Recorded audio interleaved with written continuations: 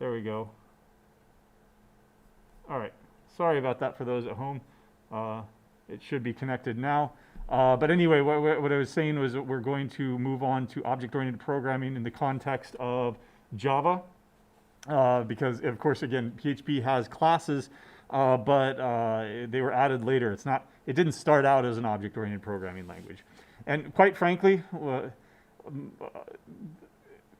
object-oriented programming languages do object-orientedness in different ways depending on the language. Languages evolve over time. Like I said, PHP didn't originally have classes. They were added later, and it became object-oriented. Java is an object-oriented programming language. It started out that way, but functional style stuff has been added over the years. And now you have lambda expressions in Java, which we don't generally cover in this class. But you can see that when I say object-oriented programming in the context of Java, this is just how Java does things, right? There are other alternatives out there. For example, JavaScript. Up until recently, JavaScript was an object-oriented programming language, but it didn't have classes. Instead, it had what are called prototypes, so it achieves things differently. As an introduction to this, I like to go through its tutorial style and design an object, design a class, and along the way show you some tips, tricks, and best practices for design as we go along. In the main section, I've been using an old homework. What we did, I think it's an isotope. So an isotope is a radioactive isotope of a particular element where you've got the element name, the atomic number, et cetera, et cetera, et cetera. What I just wanted, just for something different, I'm going to go ahead and do a bank account in this class. What we're going to do is we're going to do this tutorial style. We're going to demonstrate the creation of an object to model a basic, let's go with a savings account maybe, or where you put money in and so it earns you interest, a basic bank account, but I'm just going to call it a bank account for now, right? A savings account, okay? So first of all, I'm going to come over here, and I'm just doing this in a different package here. Let's go ahead and create a new class. This class is going to model what a bank account is. So I'm going to go ahead and just call it bank account for now. Right? Stylistically here in Java, all of your classes will have upper camel casing naming conventions. The class name bankaccount.java, that bank account has to match this. You can't call this Banky account and have it compile. Right? That's a rule. The stylistic guideline is that it all has to be upper camel cased. You don't do things like that. Right? Those are variables. Okay.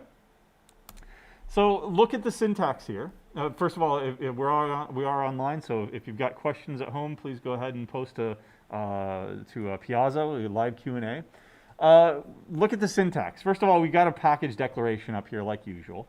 But otherwise, we've got public class, bank account, opening curly bracket, closing curly bracket. A class is one way that we can encapsulate more than one piece of data into one logical unit. So when you think of a bank account, what defines a bank account? What's the most important thing? A what? Oh, okay, the owner. Owner. The most important one I was thinking of is the what? Oh, account number. Okay, so account number. Right. Sorry, what I was thinking about was the most important thing is the balance, right? How much money is actually in there? Because why do you have a bank account to begin with? You can open a bank account and don't put anything in it, but why waste your time? Hopefully your balance is positive. Hopefully it's larger and larger as you go on in life, or win the lottery and then make a big deposit or something. Okay, great. We've got a good start here. How do we model an owner? How do we model a bank account number? How do we model the balance? So let's go ahead and go with bank account number. What type is an account number? 1, 2, 3, 4. So maybe an int account number. What's an alternative? A string. That would allow us to have 1234 dash S2000, right? Savings 2000 account or something like that. So I like a string a little bit better, just for variety and because not, what if we've got leading zeros, right? Then there's no way of representing that unless we have a string. Okay, that's a good one. So what type is balance? A double, at least, right? Now in real life, you may not want fractional representations because then you start getting into financial regulations of, this is real life now, financial regulations of what happens when you earn half of a cent of interest. Can the bank just make that go away? Does the bank have to put in a half cent and then when it gets another half cent give you a whole cent? Or do they do it in your favor and then round up to the nearest cent, right? Well, what happens when you transfer from cents to yen where there is no fractional yen? It's just one, or euros. You have pennies in euros? You can have like 1.45 euros, I think. I'm not sure. Anyway, different currencies treat these things differently. So one argument is that you have a long to represent this, and then you only represent whole cents. Right? And then now everything it gets truncated to an integer, basically. Right? Now, the problem with that is, of course, you have a limit of 2 billion. Maybe you use an entirely other kind of representation, like a whole currency class itself.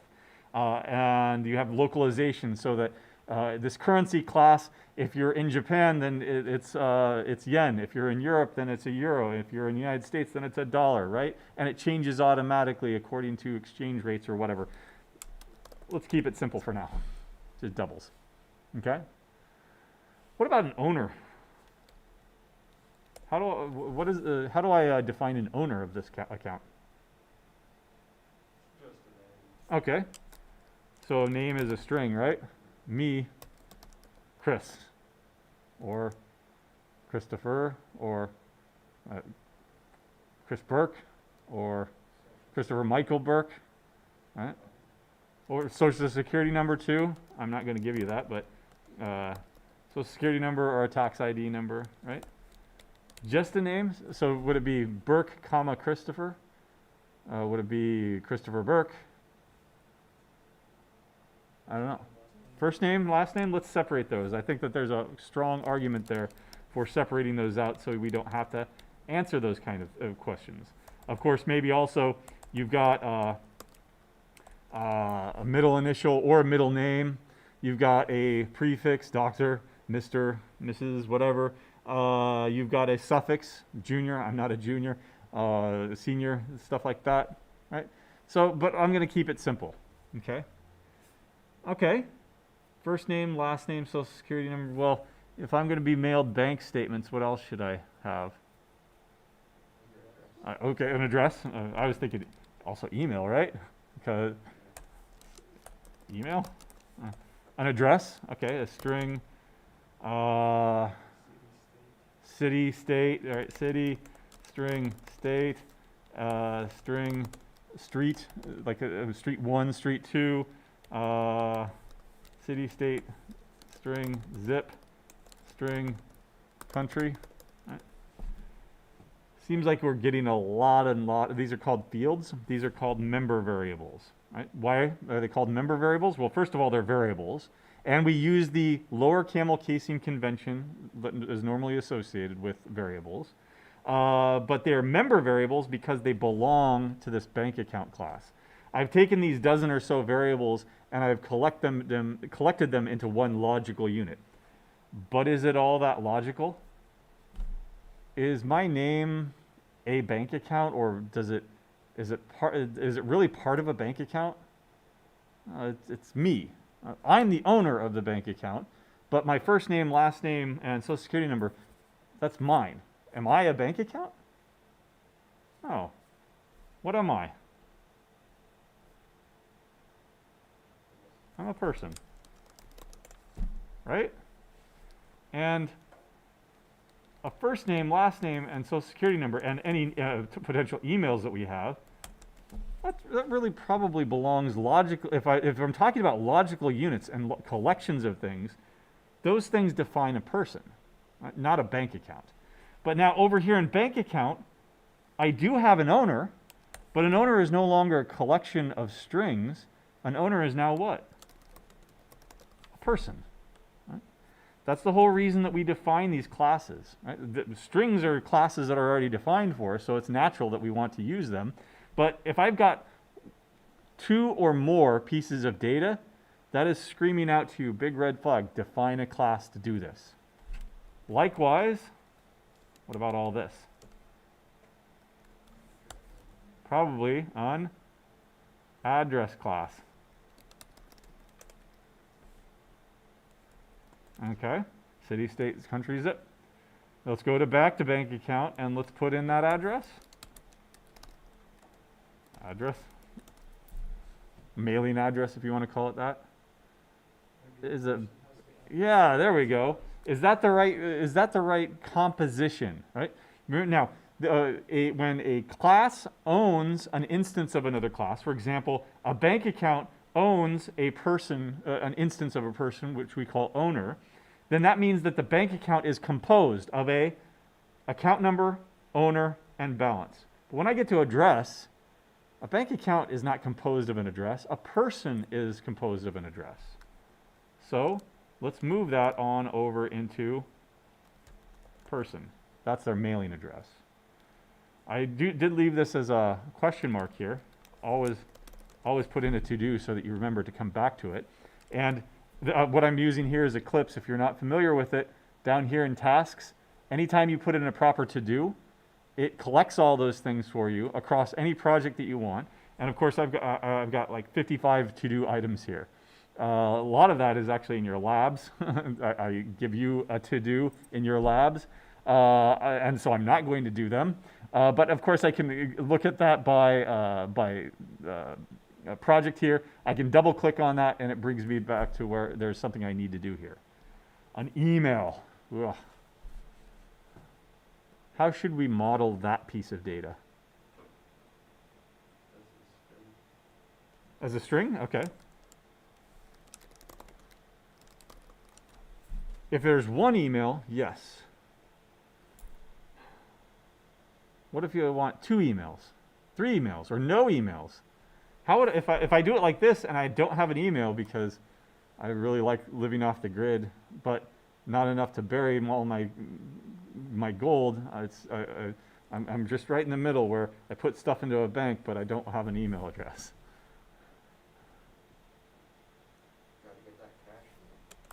Probably something like null would be missing, right? Email. But if I want to model the fact that I've got multiple emails, a collection of emails, a list of emails, or does it really matter if they're sorted? Maybe you do want it to be sorted, ordered, I should say, not sorted, but ordered, because the first email is the primary email. And that's where all the mail goes. And only if you get it bounced back or something like that, then do you go to the secondary email, tertiary, whatever.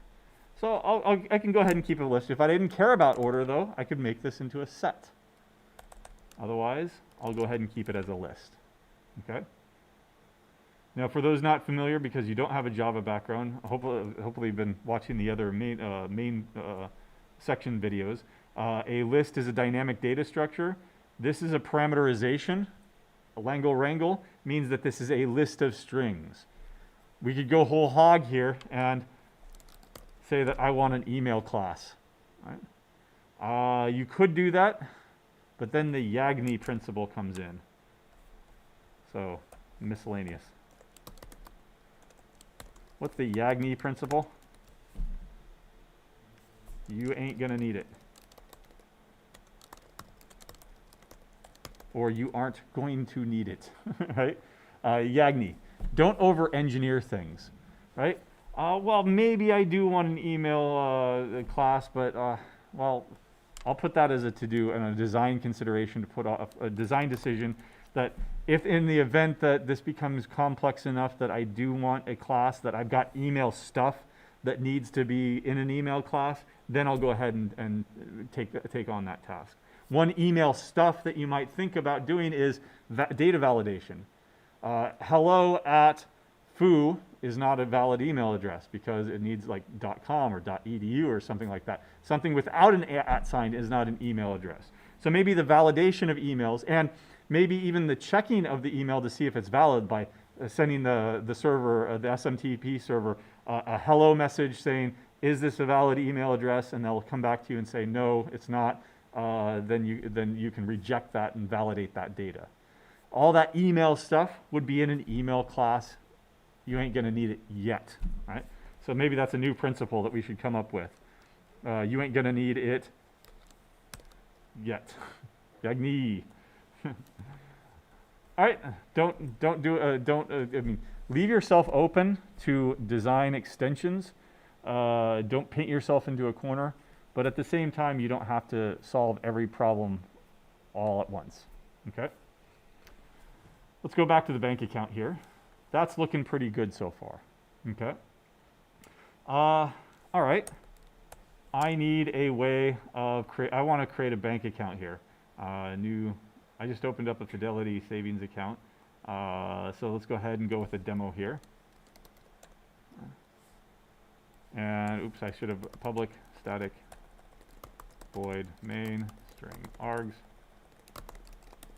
I should have had it auto-generate that for me. Let's go ahead and create a bank account. My savings, my Fidelity account. Right. So if this were an integer, I could assign a value of 42 to it, right? If this were a double, 42.5. If this were a string, I could use the double quotes and set it equal to something. But it's not. It is a class. To create a new class, you use the new keyword. And this special syntax is invoking a constructor. So built-in types, primitive types, have the assignment operator, and the compiler knows how to deal with those things because they're built into the language. A bank account is not built into the language. A bank account is something that we just defined over here. So what we need to do is we need to specify how does a bank account get created. Now the low-level stuff of asking how many bytes are in a string, how many bytes are in an owner, how many bytes are in a double so that I can allocate memory to hold all this stuff, that's taken care of by Java. That's taken care of by the Java virtual machine. But the initialization of those values is not, right? If I were to try to do something with this right now, I don't know, system.out.println, my Fidelity account .balance. What is going to be my balance? It's compiling it and it's going to run, but what's my balance by default, do you think? Did I put any money in? Nope, $0 so far, okay? So this syntax right here should be familiar. It's the, what did we call those things again? The dot operator, the component selection operator, the direct component selection operator, fancy schmancy names, it's the dot operator. Right? Why? Because that's a dot. Right? All right, that's how we access. Here's my this variable. This is the member variable inside that class. What if I did something else? What if I said, I want to print out my last name? My Fidelity account dot owner dot last name. But of course, it's not my account because I never set that variable, did I? Oops, what are you complaining about? Okay, it's null. Owner is null. So I'm getting a null pointer exception right here. And you know what? Now is a good time to check this out. Let's go ahead and go over here. Properties. Which version of Java are we using? Java compiler, there we go. Okay.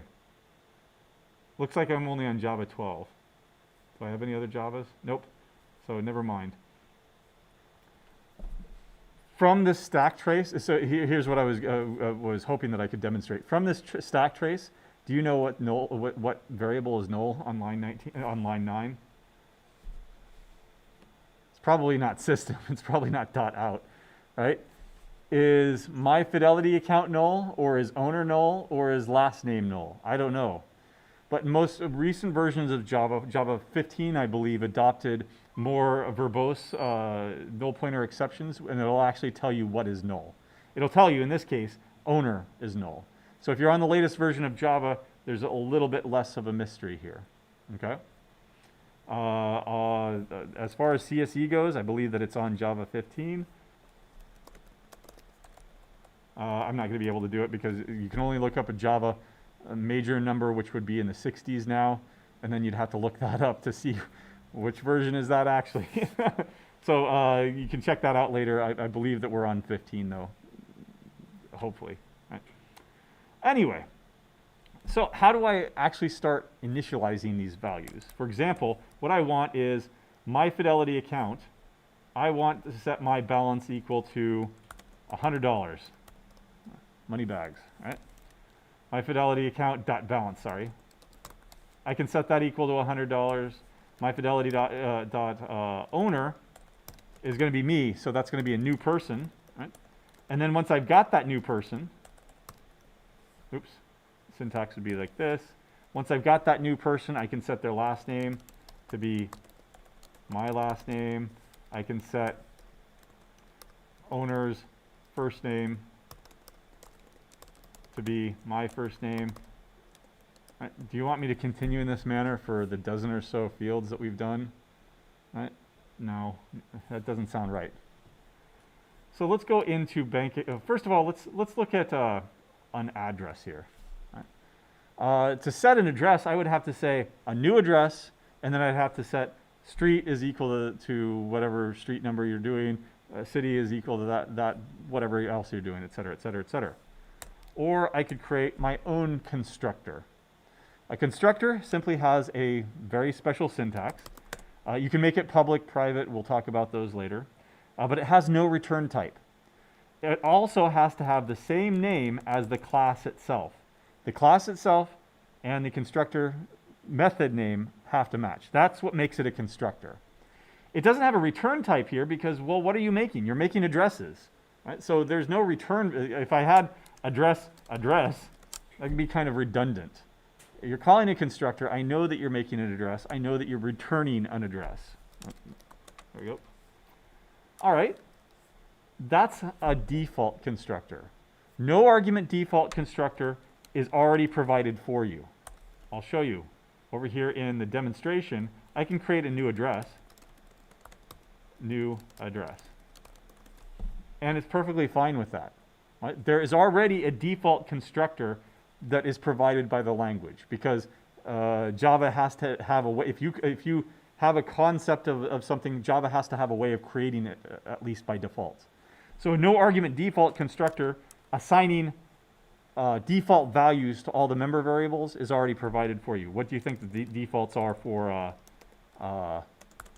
strings? Not the empty string, but any object is going to end up being null. So I could write all that code out myself, or I could just let the Java do it for me. But of course, I don't want to set them all to null. What do I want to set them all to? Actual values. So let's pull those values in as parameters. String, street, string, city, string, state, string, zip, string, country, fix. There we go. Now I'm going to set my street to the street that you just gave me. I'm going to set my city equal to the city that you just gave me. And when I say street, it's going to be like, 501 North 23rd Street, right? That's not my address. State is equal to that state. Zip is equal to that zip. And country is equal to that country. There we go. Lots of warnings there. Let's hover over it and read that warning. The assignment to a variable street has no effect. Right? Let me give you another piece of code here to understand what's going on. X is equal to 42. X is equal to X. Does line 14 have any effect? The effect is you take something out of a bucket and then you put it right back in. It's dead code. And that is the same exact warning. the assignment of a variable x has no effect. That's what we're doing right here. We're setting the street variable equal to itself. And that's because we actually have two variables in scope here named street. We have the parameter variable and we have the member variable up here. We have to disambiguate these things. I can't just say, what I'm doing here basically is I'm setting the parameter variable back to itself. Okay? I'll show you using another keyword here that you can't ever do that. Or what I've done is I've made this final, which makes it a constant that you can't reassign the value. And you see right here, you cannot assign street to itself because it's final. Right? Now that's not what you should do in practice. I'm just proving to you that I am setting the parameter variable back to itself. So what I want to do is I want to take this parameter variable and I want to put it into this variable up here, this member variable. Well, how do I refer to this variable right here? Now think about this. I'm inside this object, or this class. My address, over here in demo, I've got an address named A. Do you see any variables over here named A? Nope. Once we've jumped inside the class, we don't know how other people are referring to us. That other class, demo, is referring to me as A, right? But I don't know anything about that because it's outside my world. So how can I refer to myself? Well, humans do it, or in English, they do it as me, myself, I. This is not a human. This is an object. So how would an object refer to itself in the third person? This, right? This keyword. This is called open recursion, right? You need a way to refer to yourself. A recursive function is a function that calls itself. And so this is open recursion in that it's, what is this keyword bound to? Over here, the variable A is bound to this object, this object when I create it. But what about when I jump inside the object? This could refer to anything, right? It could refer to me. When an object gets created, there's something called a virtual table that we'll talk about later, but there's this reference is then initialized automatically to refer back to itself. So it has a special name that it uses as at the byte level, the memory address, and it ends up giving itself that name, A, me. Now I have a name that I can refer to myself, right? But as far as code goes, before it's compiled, before it's actually running, we need a way to refer to itself. Right? Likewise, that same change is going to happen all over. Let me show you a trick. Done. Code block block selection mode. If you're on a Mac, that's going to be Option Command A. I believe that if you're on Windows, it's going to be Control Alt A, and then going back and forth between it. Right? You can do a block selection, and if you select a column, then you can start typing in that column. Right? Undo, undo, undo, undo, undo. There. Very nice way of dealing with columnar data, right? But in this case, I saved some typing, right? There. Once I've, oh yeah, go ahead.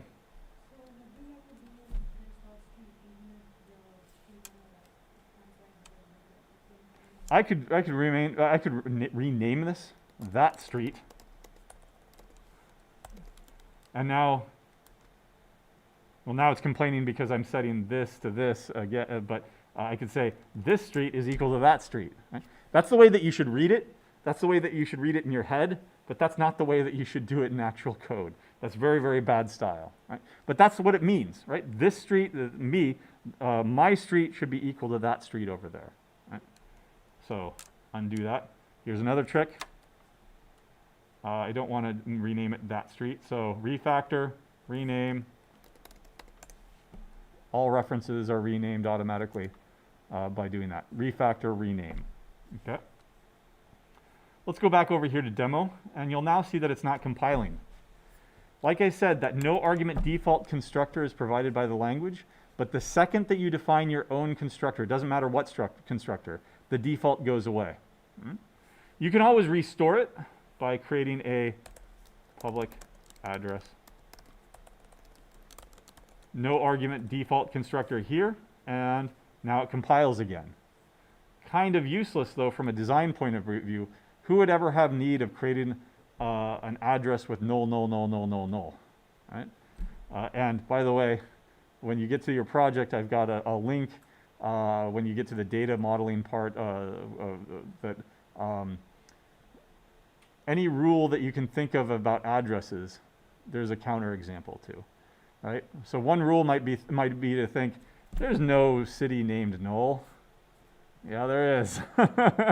Don't use that as a placeholder value, because then how do you disambiguate between, Null Sweden and Null as in not defined, right?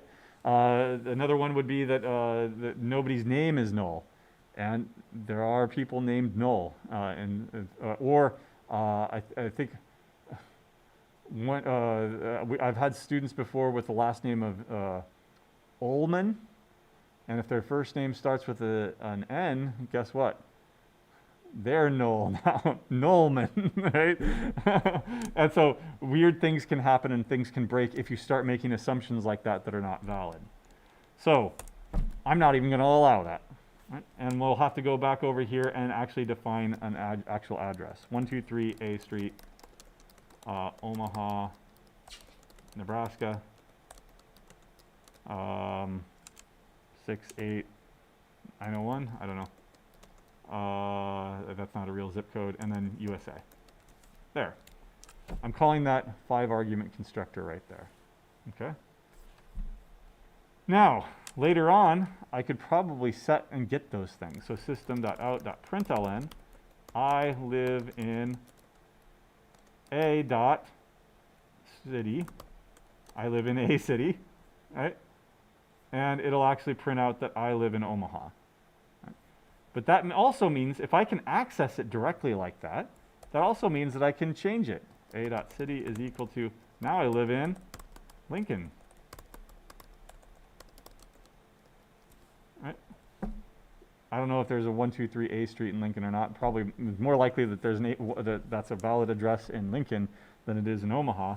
But you can see now that now I live in now I live in Lincoln because I made the change, right? I've finally moved down to Lincoln. Not going to happen anytime soon. Good design, bad design. Can I do this with regular old strings? What this is doing is this is resetting what the string is referring to. Is there a way that I could take a.city and city and set its first character to L, its second character to I, etc., etc.? Is there a way that I can set something? No. Strings in Java are what? There's a special word. Can they be changed? No. So what is that special word? Immutability. PHP, they're mutable. You can change them. C, they're mutable. You can change them. But in Java and many other languages, strings are immutable. You cannot change them, and for a very good reason. Immutability buys you something almost for free. It buys you thread safety. That if you have multiple threads trying to access the same data, if you have the guarantee that this thread cannot change this data, and that means that it will never be able to pull the carpet out from this other thread that's trying to do something with the data. Immutability is a very good thing. So what I want to do is I want to make my street address immutable, an immutable object. Let me go back over here. Not by default, but essentially what I had before was called package protected. Essentially what I had before was that I was making this all public. There we go. Right? That means that it's visibility. Anything outside this class can see it. If anything can see it, anything can change it. If anything can change it, you've got chaos, because all of these variables are now essentially global variables. Any piece of code in your entire project can change these values.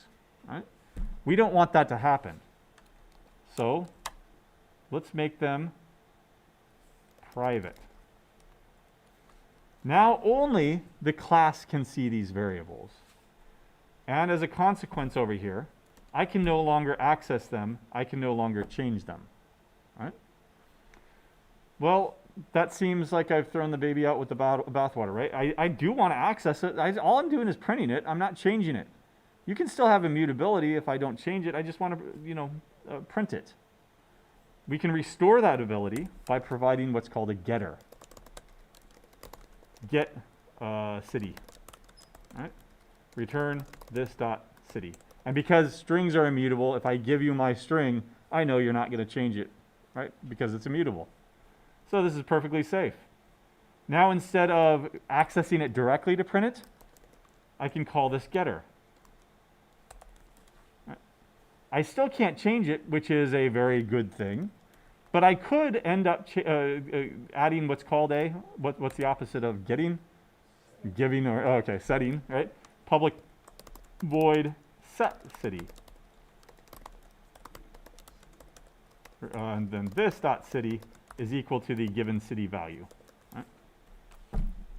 And now I can change it over here. Instead of doing this, I would do a.setCity at Lincoln. Right? This makes it mutable, which is not a very good thing. But if I really wanted to do something like this, I could. Okay. Let me go ahead and now if I made that private, then you can't do that anymore, right? But what private member methods have a use. If you only intend for the class to call its own methods, then yeah, go ahead and make them private. But otherwise, what I'm going to do is I'm going to comment this out and get rid of it for now. All right. I've still got some work to do here, right? I still have to make getters for the street, for the state, zip, country, right? Or, and unfortunately it's on the other screen since this is my main screen over here, and you won't see it at the top, but I'll walk you through it. If you go up to source, generate getters and setters, this dialog box pops up. If you expand this out, you see that you can select which ones that you want to create, or just select all the getters and have it generate the code for you, and you're done. All right? Little talk about, at this point, this class is done. What we should have done at the first is documentation. Right? This class models a street address. Right? That's sufficient. Constructors do not need, for this course, constructors do not need to have documentation. Getters and setters do not need to have documentation. Why? What would the documentation read like? This method returns the street address. This method returns the state. This method returns the zip code. Right? It says that in the box already. Get zip. Right? That's self-documenting code. You don't need to document that. Now, in real life, I would put documentation on this, but I would set up my IDE to auto-generate it for me, just like it auto-generated this code. Right? I wouldn't bother wasting my time documenting all that stuff. Okay. For this class, these are all trivial methods. You do not need to document them. We'll take a look at what are non-trivial methods as we make more complex objects as we go along. Right? That looks like a good class. Repeat for this. What I'm going to, well, first of all, I'm going to make them all private. There we go. Second of all, am I going to start typing furiously, really fast and furious? Nope, I'm going to go up to source. I want a constructor. All right, fine. Generate constructor using fields. Done. It also generated documentation for me, but that's good enough. You can leave it like that. Or you can get rid of it entirely if you want to. I want to generate all the getters and setters. Oh, just getters. Generate getters. Done. All right. Good. Looks good enough for now. Okay. Until we have need to come back and modify it a little bit. All right. So to come back over here, I'm going to go ahead and get rid of all of this. I've got my street address.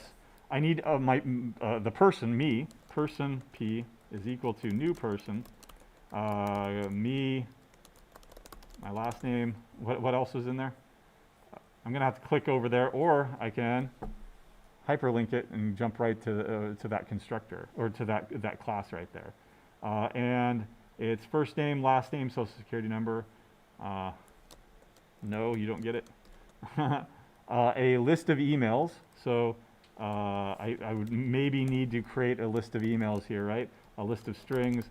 My emails is equal to new array list of and then my emails dot add cburk@cse.unl.edu.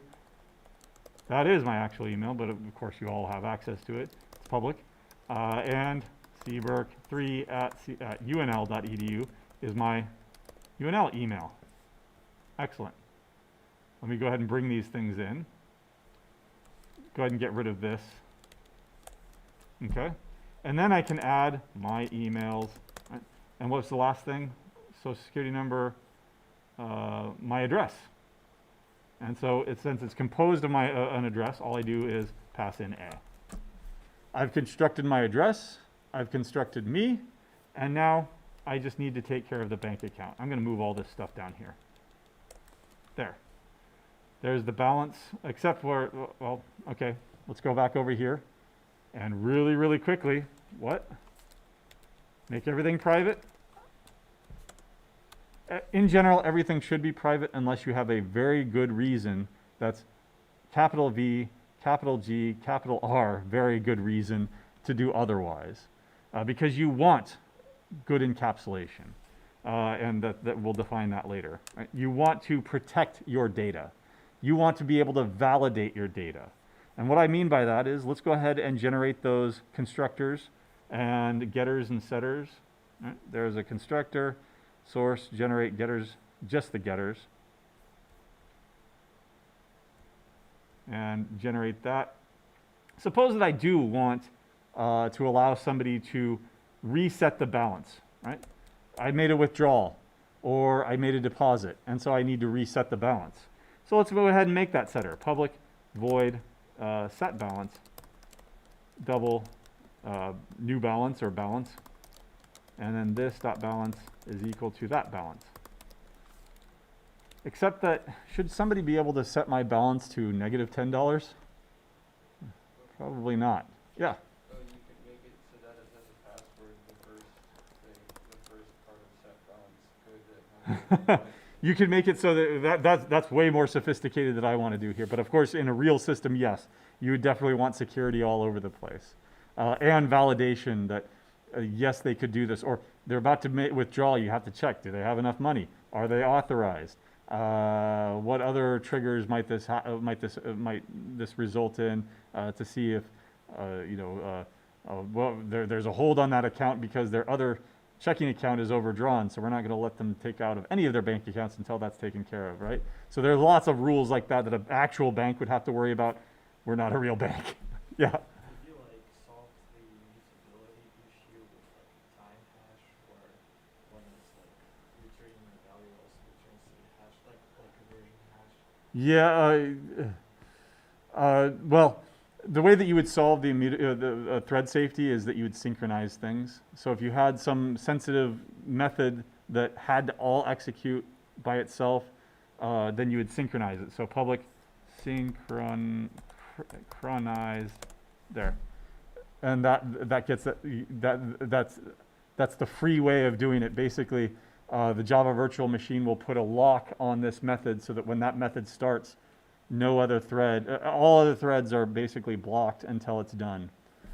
You can also do synchronized code blocks. I mean, it's not without expense. You're blocking all other threads, so you're basically getting rid of threaded, the benefit of doing threads is that you can do 4 things at once, and it's basically putting those 3 other things to sleep until this one thing gets done, and so you're losing the value of threaded. So you want to make sure that any synchronized blocks are as small as possible so that you're not blocking other threads. But synchronized is how you do that in Java. What I want to do here, though, is I want to make sure that the balance is correct. So if the balance is negative, that's an error. I'm going to throw a new runtime exception, or in this case, an illegal argument exception. You cannot have a negative balance. There we go. Oh. There. So that if anybody ever does try to do something like this, now of course I can't set the balance directly. I have to go through its setter. Now I can actually do data validation. Right? Set it equal to $100, that's fine, but setting it equal to a negative $100, that's not fine. And I can't, I'll add those arguments there for now, right? And get rid of this. There we go. And that'll run. Setting it, you can't have a negative balance, right? That's only possible because I controlled and limited the scope of those variables down to private so that only the class can access it. Any attempt to access it with bad values, the class handles that stuff by throwing an exception back at you. Otherwise, $100 is perfectly fine. Right? Nice. Now I need to come back over here and what was in an account? I forget. Number, owner, balance, address. So, oh, you know what? Should have gotten rid of that. There we go. And now I need to get rid of this. Oh, wait. Yeah, because an address is part of the person class now, right? And so there are consequences to getting rid of that. I just have to get rid of all those. There we go. Now it compiles. And an initial balance of, say, $50.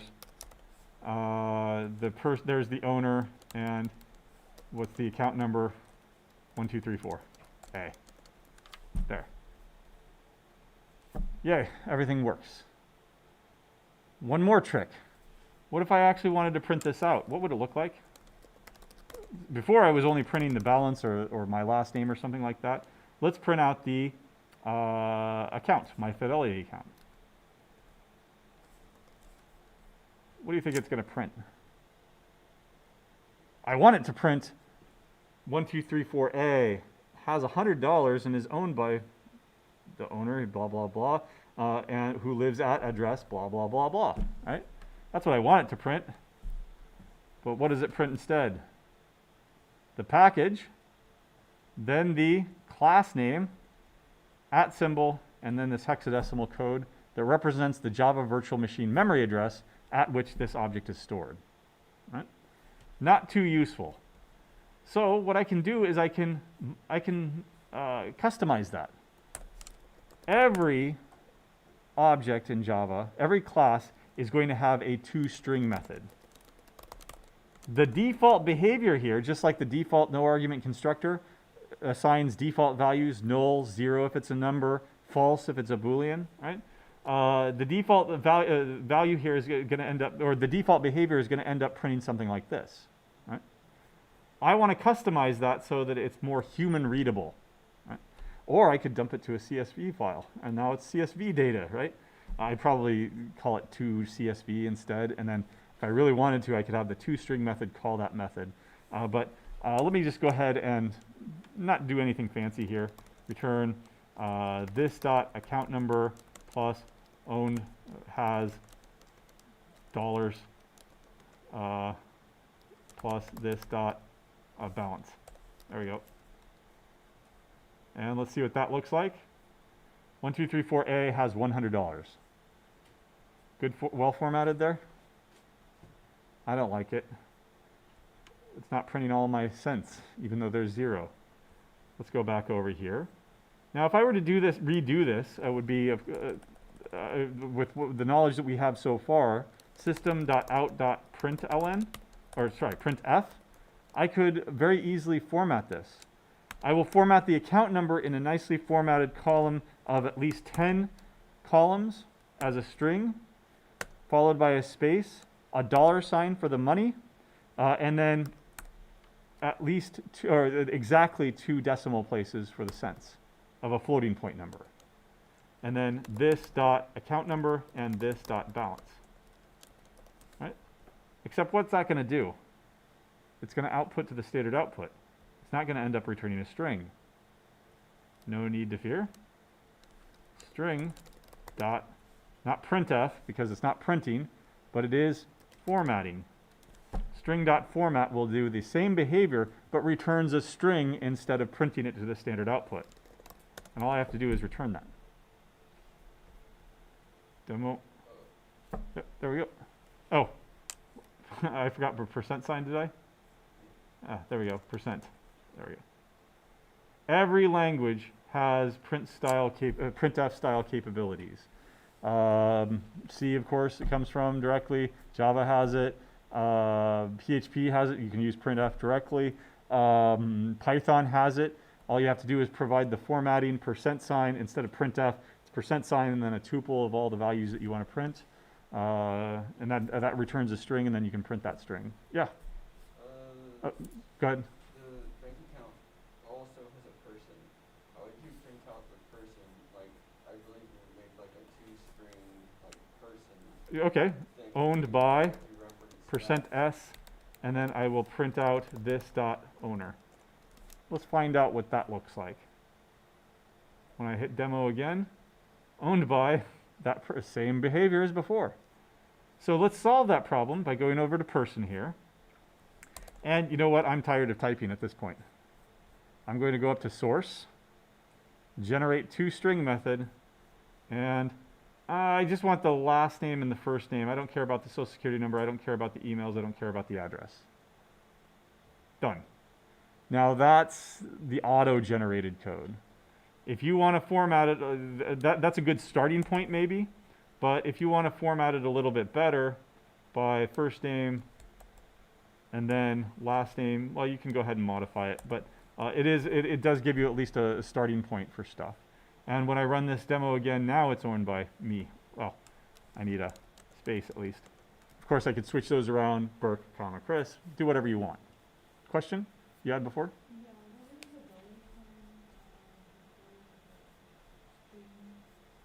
That's just printing out the dollar sign down here. Oh. Yeah, for money. Right. Yeah. You would just put this dot owner and it would know to put like the. It automatic. You could call dot toString, but Java knows what you're talking about. If you try to coerce it as a string, you don't need to explicitly do that. In fact, you probably shouldn't, because if owner happened to be null, Java is smart enough to say, oh, this is null, I'm going to go ahead and give you null. And it'll end up printing it fine without throwing the null pointer exception. Right? So that's why you shouldn't generally call the toString method explicitly. You let Java do it implicitly. In fact, what Java does is it replaces your code with a safer method call. It calls string.toString and then passes in the object. And then it does a check to see, is it null? If so, then return null. Otherwise, call the toString method explicitly and return that result. That's the Java compiler changing your code as part of the compilation process. Okay. Same thing happens with string concatenation. There really is no string concatenation operator in Java. The plus is replaced with a series of method calls for you. It's just what do we call that again? Very, very tasty syntactic sugar, right? It sweetens the language and makes it a little bit more palatable to write this garbage, right? All right, good. What else so far?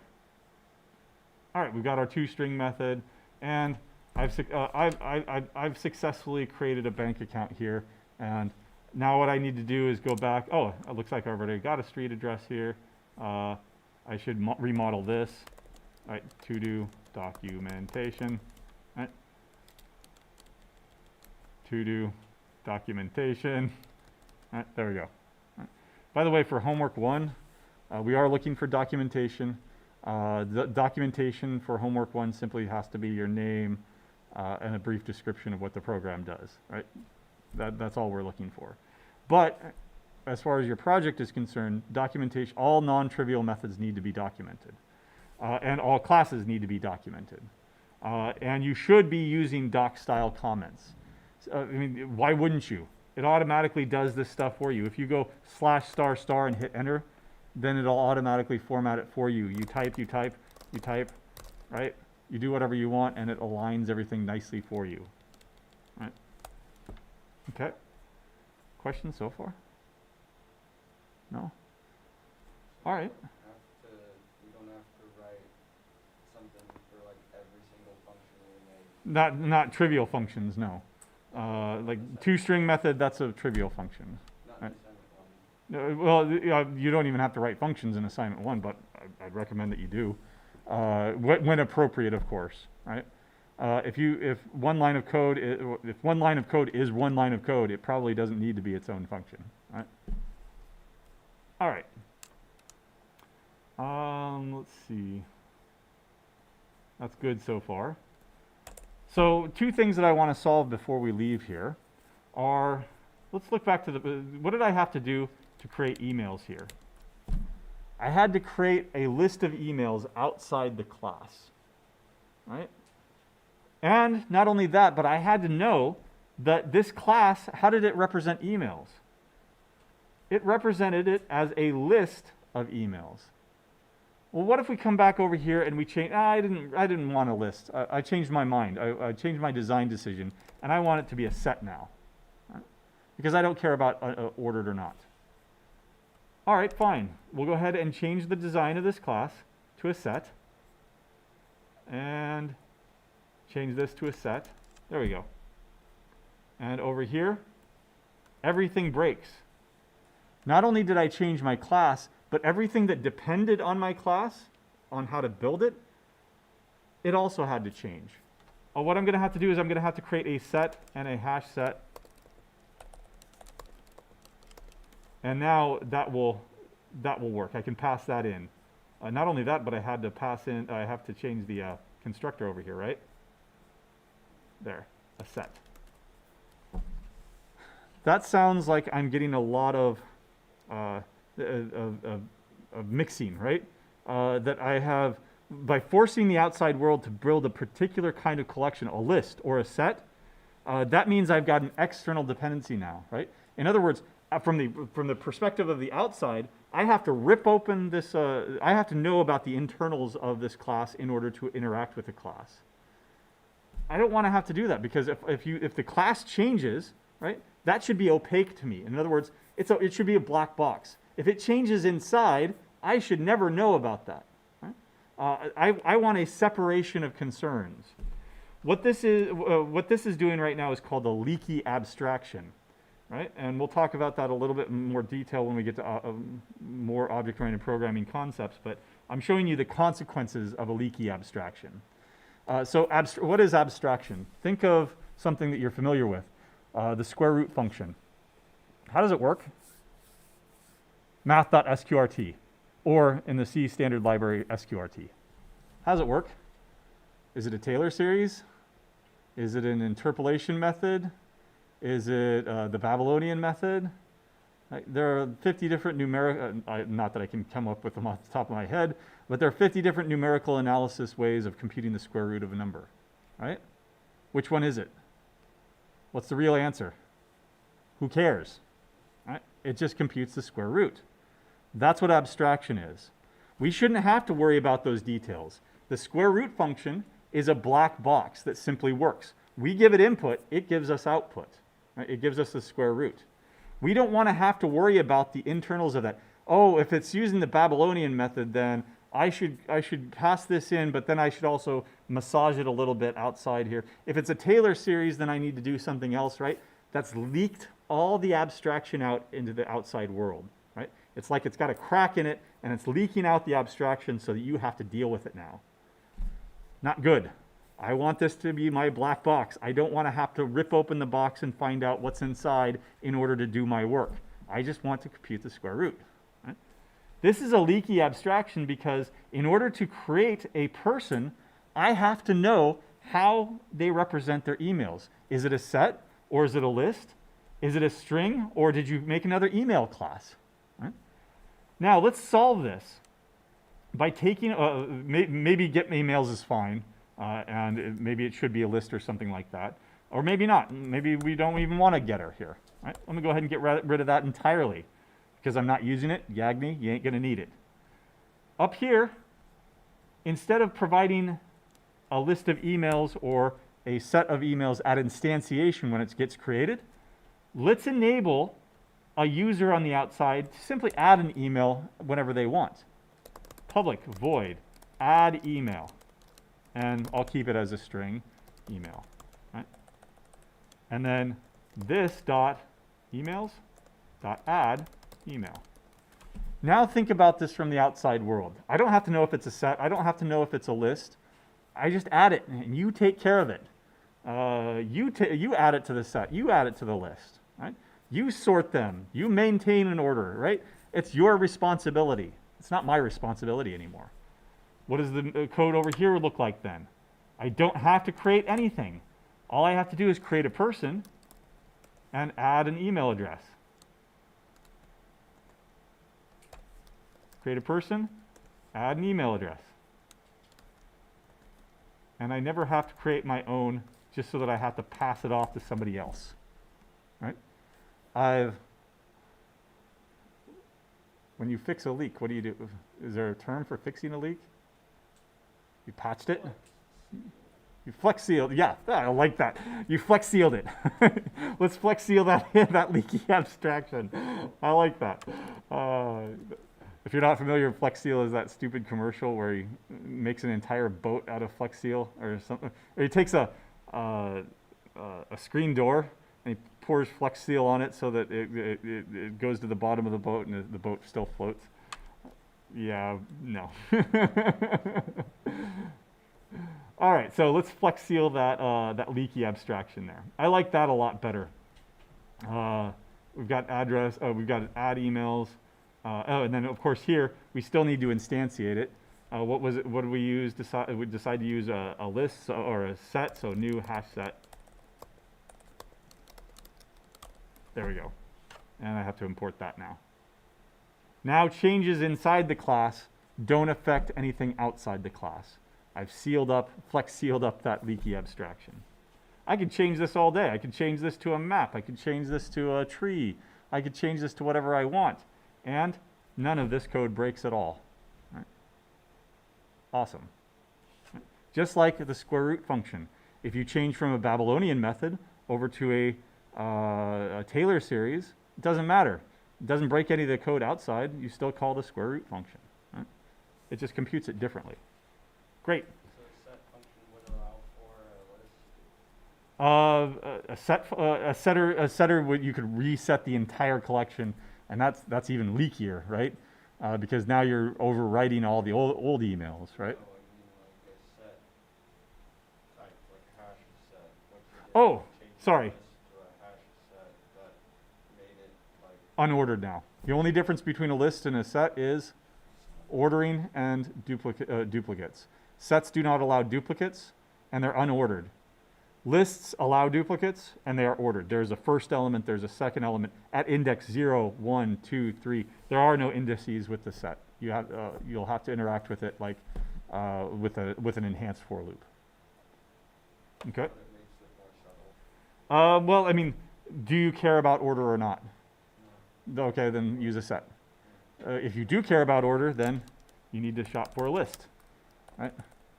Or you could go, I don't care about anything. It's just a bag of stuff. It's a collection, right? And that's really abstract. There we go. Set it back to a set. Right. Say what? Oh, okay. And then what was the other thing I wanted to do? What was the other leaky abstraction? That's good. Addresses looks good. Person looks good. Bank account. I'll save that for next time. One other thing I do want to do though is, let's go back to person over here. And now it's changed a little bit. I want to also have my birth date because I want to know if they're not over 18, they can't have a certain type of account, or they have to be 25 in order to rent a car. Is that still a rule? Is that still a thing? You can't rent a car unless you're 25. You can open a bank. You can open a savings account even if you're a kid, as long as you have a cosigner or something like that. But what I want to do is I want to add a date of birth here. Right? So help me out. Private string, okay. Date of birth, just one string. So for example, it could be 2021 02 10, I was born yesterday. What's another way of representing the date of birth? Okay, I could split it up into month, day, year. And if I'm going to do that, 3 things that logically should be 1. All right, let's go ahead and create a new class. But I don't want to do that because I'm lazy. So, what's the first question you should ask yourself? The best engineers. The best engineers are the laziest engineers. That's the whole reason we program stuff, because we're lazy. We don't want to do work. We don't want to do repetitive manual work. We want to problem solve. We want higher level thinking. Computers can do all of our grunt work for us. So we're going to be lazy here. I need something to represent a date of birth. Or in general, I need to solve a problem. What's the first question you ask yourself? Maybe tomorrow. That's what the to-dos are for. So I'll put in that to-do. To-do, implement date of birth. Right. And we'll come back on Tuesday and do that. Right. Or I can get it done right now by answering the question, what do you do when you need to solve a problem? Has it already been solved? I need a class to represent a date of birth. Is there a class already for me? And yes. Do you remember? You might not have done the Java version of Lab 1, but if you did, you might remember it. There is a local date of birth, that's built into the language. Don't reinvent the wheel. If the problem is already solved, if the data is already modeled, use it. Right? Local date, you do have to import it because it's in the java.time library. And this is as of Java 8, I think. Prior to that, we had to bring in a library to do it for us. Actually, Java always had, in fact, there's enough time to give you the backstory on this. Even the first versions of Java had date time support. It was terrible. And then they replaced that with, because it was not localized. It was just like, Western only. And then there are other types of calendars. So let's go ahead and make it into a Gregorian calendar. That's what ours is, right? Ours is the Gregorian calendar, if you didn't know that. It's actually a very recent calendar, too, isn't it? Only last couple hundred years? Gregorian calendar started, I don't know. Anyway, that we have 365 days a year, and 30 days has September, April, June, and November, with a leap year day, et cetera, et cetera. It's actually a very recent thing in human history to have this calendar. Calendars have changed over time, et cetera. So it still wasn't sufficient because it was just a date. How do you model things like, well, a date plus 5 days is another date, right? Well, that 5 days, is that 5 days like from 000 to 5 days? Well, how do you represent that thing? And so there was this, they realized that what was built into Java was terrible. And so these people, a bunch of developers got together and made a much better date time library called Joda datetime. That became the de facto standard. Everybody started using it.